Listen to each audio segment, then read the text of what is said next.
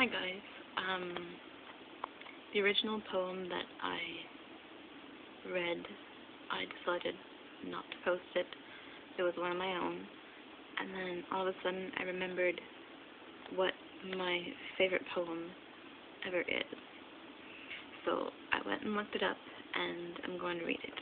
And don't mind my face, please. It's 1 in the morning. So yeah, please don't mind my face. So it's called The Invitation, and it's by Oriah Mountain Dreamer. It's something to me about what a true soulmate is. Yeah, to me. And I've loved this since I was, I think, 12. About then is when I first found it, and I found it, I was just going through the library, and I found a book. It just popped out at me, and I opened it up at some random page, and in the middle of a story was this poem, and it was in a storybook. So I read it, and it stuck with me. And then it kept coming up in different books that I read, so I knew this one was different and special. So, here goes. It's called The Invitation by Oriah Mountain Dreamer, who is a Canadian teacher and author. It doesn't interest me what you do for a living. I want to know what you ache for, and if you dare to dream of meeting your heart's longing. It doesn't interest me how old you are. I want to know if you'll risk looking like a fool for love, for your dreams, for the adventure of being alive. It doesn't interest me what planets are squaring your moon. I want to know if you have touched the center of your own sorrow, if you have been opened by life's betrayals, or have become shriveled and closed from fear of further pain.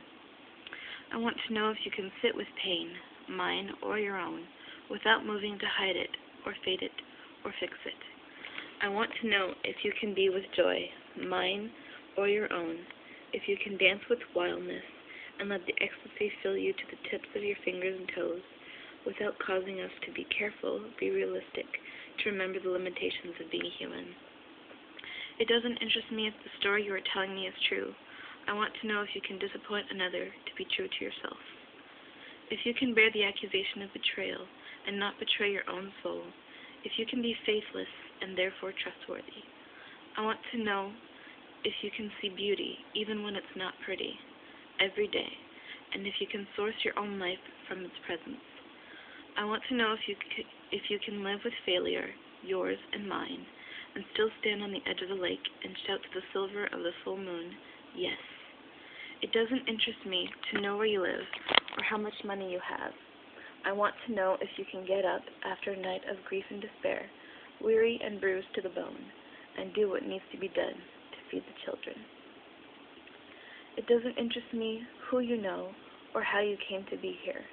I want to know if you will stand in the center of the fire with me and not shrink back. It doesn't interest me where or what or with whom you have studied. I want to know what sustains you from the inside when all else falls away. I want to know if you can be alone with yourself and if you truly like the company you keep in the empty moments. So that was published in 1995 from Dreams of Desire. And yeah, I saw that quite a while ago, and it just kept popping up and popping up in my life, and I realized, I think, at 17 what it meant, what it was really about.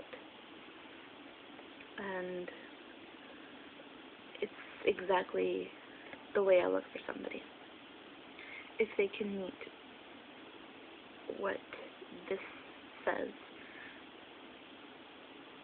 if I find someone who's even half of that, typically I'm very interested in the person, and I try to see if they're even more perfect to what the poem says.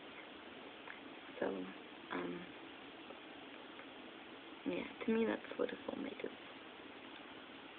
And that's why I like the poem. it's kind of like a memory, because to go with the other topic, it goes together. So that's the poem that I chose. Hope you like it. Bye.